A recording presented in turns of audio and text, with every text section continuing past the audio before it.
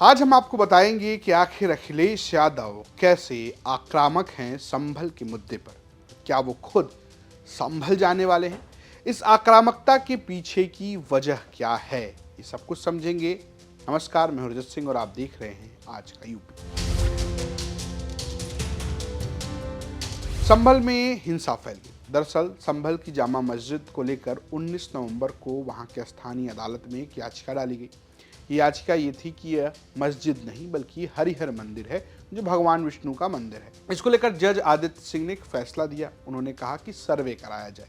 आनंद फानन में 19 तारीख को ही पहली बार सर्वे किया गया और इसके बाद जुमे की नमाज हुई, जिसमें बहुत सारी भीड़ इकट्ठा हुई और समाजवादी पार्टी के सांसद शफीकुर रहमान बर्क भी पहुंचे और उन्होंने कहा कि इसे कोई हमसे छीन नहीं सकता है। और ये सब तब हो रहा है जब आप इसको समझ सकते हैं कि ज्ञानवापी को लेकर ही ऐसा केस चल रहा है, शाही ईदगाह मस्जिद जो कि मथुरा में उसको लेकर ऐसा केस चला, उन सब के बीच में ये सारा कुछ घट रहा था। इस बीच 24 नवंबर रविवार को, यानी कि उपचुनाव के रिजल्ट आने के अगले दिन रविवार को एक बार फिर सुबह सुबह सर्वे का काम शुरू हुआ। लेकिन ये काम पूरा होता उससे पहले हिंसा फैल गई। इस हिंसा में जब हम ये खबर पढ़ रहे हैं तब तक हमारी जानकारी के मुताबिक 4 लोगों की मौत हो चुकी है। कई पुलिस वाले, कई लोग घायल हैं, बहुत सारे लोगों को हिरासत में ले लिया गया है। बहुत तनावपूर्ण माहौल रहा है। हालांकि जब हम ये खबर पढ़ रहे हैं तब माहौल शांत है, चीज़ें धीरे धीरे पटरी पर लौटने लगी हैं। लेकिन इन सबके बीच इस पर राजनीति भी हो रही है और सबसे ज़्यादा आक्रामक कोई है तो वो हैं अखिलेश यादव। उनका आक्रामक होना बनता भी है। भारतीय जनता पार्टी के नेतृत्व वाली सरकार के खिलाफ विपक्ष के नेता हैं। उत्तर प्रदेश में बतौर सांसद देखा जाए तो उनकी पार्टी बीजेपी से बड़ी है। वहीं अगर आप विधानसभा की बात करेंगे तो उनकी पार्टी दूसरे नंबर पे है। ऐसे में अखिलेश यादव एक डेलीगेशन भेज रहे थे, लेकिन डेलीगेशन को जाने की इजाज़त नहीं मिली। डेलीगेशन की अध्यक्षता कर रहे जो नेता विपक्ष हैं माता प्रसाद पांडे, उन्होंने पुलिस पर गंभीर आरोप लगाए। हालांकि उन्होंने कहा कि वो अभी उनका डेलीगेशन जाएगा जैसे ही उनको इजाजत मिल जाएगी। पुलिस कभी अपनी करनी को देखती है, पुलिस अपने किए हुए कार्यों की जिम्मेदारी लेती है। ये गोली लगी, इनका कहना आपस में मारेंगे, आप बताएं कोई एक दूसरों को आपस में मारेंगे? आजकल ये प्रवृत्ति चल गई है, पुलिस 2 असलहा रखती है। एक वो असलहा रखती है जो गैर कानूनी है और एक उनके पास सरकारी है। तो जहां गोली चलाना होता है बहुत कम अवसर पर सरकारी असलहे चलाते नहीं, जो दूसरे प्रकार के असलहा रखते हैं उसी से गोली चलाते हो। न सिर्फ माता प्रसाद पांडे बल्कि खुद अखिलेश यादव संसद से जब बाहर आए तब उन्होंने सीधे सीधे कहा कि डेलीगेशन भी जाएगा और मैं भी जाऊंगा। पुलिस का सब किया कराया है। वहाँ के लोगों के सामने जो तकलीफ परेशानी है उससे मिलने हमारा डेलीगेशन जाएगा।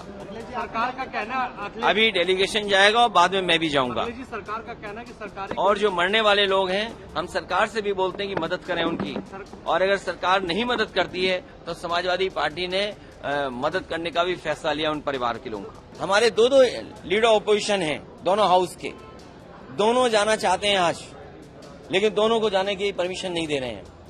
अगर हम भी यहाँ से चल दें, मान लीजिए अभी गेट बंद कर देंगे, हमारे सभी सांसद चाहते हैं कि हम जाएं आज संभल।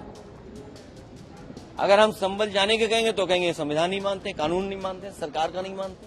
अखिलेश यादव के इस आक्रामक रुख के पीछे आपको क्या नजर आता है, जरा इसको समझते हैं। दरअसल अखिलेश यादव बीते कुछ दिनों में ऐसे तमाम मुद्दों पर आक्रामक नजर आ रहे हैं। इसके पीछे राजनीतिक विशेषज्ञ मानते हैं कि अखिलेश यादव ये नहीं चाहते कि उत्तर प्रदेश में जो उनका वोट बैंक है, या कहें कि जो वोट उनको परंपरागत तौर पर मिलता रहा है, वो उनसे छिटक जाए, जिसका एक उदाहरण कुंदरकी और मीरापुर में देखने को मिला।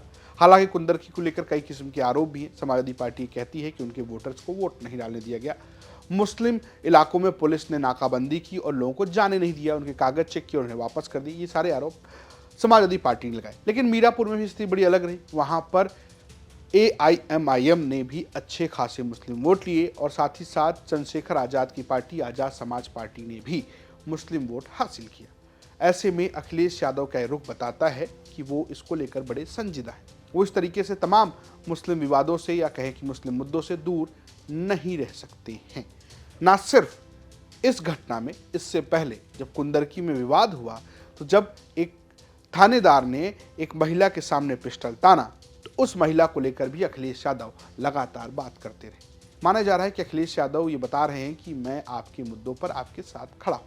हालांकि लोकसभा के चुनाव में अखिलेश यादव पर यह भी आरोप लगा कि उन्होंने उस तरीके से मुस्लिम प्रतिनिधित्व नहीं दिया जैसा उन्हें देना चाहिए था, लेकिन अखिलेश यादव अभी भी उस मुद्दे पर टिके हुए हैं।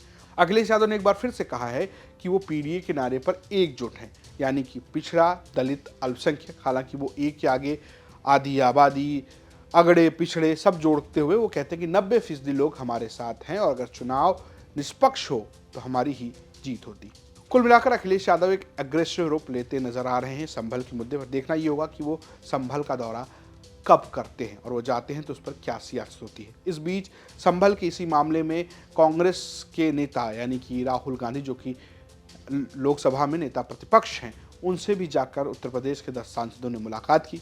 जानकारी के मुताबिक कांग्रेस का भी एक दल या प्रतिनिधि मंडल जो है वो संभल जा सकता है, जिसमें इमरान मसूद जैसे कई बड़े चेहरे शामिल हो सकते हैं। अभी ये संभावना है, कोई ऑफिशियल घोषणा नहीं हुई। हालांकि सोर्स से बताते हैं कि जल्द ही ऐसा होगा कि एक प्रतिनिधिमंडल जो कांग्रेस का है वो भी संभल में जाएगा। वहीं जिस तरीके से संभल में सब कुछ हुआ है, वैसे में भारतीय जनता पार्टी की तरफ से कोई बहुत आक्रामक बयानबाजी नहीं हो रही है, उस पूरे मुद्दे पर बच रही है। हालांकि विपक्ष उसे कानून व्यवस्था पर घेर रहा है। ये लगातार दूसरा मामला है जब उत्तर प्रदेश में इस तरीके से धार्मिक हिंसा फैली है। इससे पहले बहराइच में मूर्ति विसर्जन के दौरान एक युवक की मौत हो गई थी हिंसा में, और उसके बाद अब संभल में इस तरीके की हिंसा फैली और ये सब लगभग 1-2 महीने के अंतराल में हुआ। उपचुनाव से पहले बहराइच में हिंसा हुई और उपचुनाव के बाद अब संभल में हिंसा हुई। इसको लेकर कानून व्यवस्था पर भी सवाल खड़े हो रहे हैं। हालांकि पुलिस का ये कहना है कि वो सीसीटीवी के जरिए सभी दंगाइयों की पहचान करेगी और उन सबसे संपत्ति नुकसान की भी वसूली की जाएगी। हालांकि इन सब के बीच राजनीति में बटेंगे तो कटेंगे वर्सेस पीडीए की को लेकर भी चर्चा हो रही। आपको क्या लगता है, अखिलेश यादव के इस रुख का उनको राजनीतिक तौर पर कोई लाभ होगा या नहीं? हमें कमेंट बॉक्स में जरूर बताएं। देखते रहिए यूपी तक। नमस्कार।